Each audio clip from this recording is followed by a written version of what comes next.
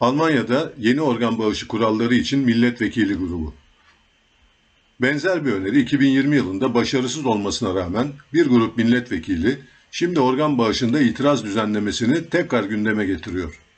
Bu kez çoğunluğu elde edebileceklerine dair umutlular. Bu acı sonuçlar doğuran bir gerçektir.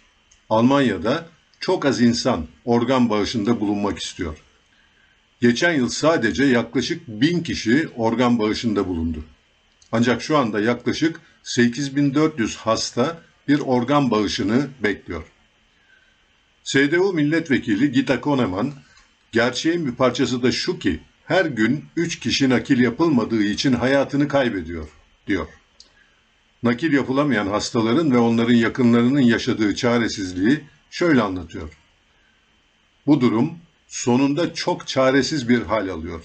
Çünkü anketlerden biliyoruz ki bu ülkede insanların %84'ü organ bağışına olumlu bakıyor. %61'i organ bağışı için veya aleyhinde kişisel kararlarını alıyor. Ancak sadece %40'ı bu kararını belgeliyor. Girişimde neredeyse tüm partiler temsil ediliyor. Şu anda kişi kendisi onay vermedikçe veya ölümünden sonra yakınları onay vermedikçe organ bağışçısı olamıyor. Temelde farklı bir sistem daha fazla bağışçı getirebilir. SPD, CDU, Yeşiller, FDP, CSU ve Sol Parti'den 6 milletvekili bunu umuyor. SPD'den Sağlık Bakanlığı Parlamento Devlet Sekreteri Sabine Dittmar'ın açıkladığı gibi her yetişkin ve onay verme yeteneğine sahip kişi onay vermişse veya itiraz etmemişse organ bağışçısı olarak değerlendirilecektir. İlkesinin geçerli olmasını istiyorlar.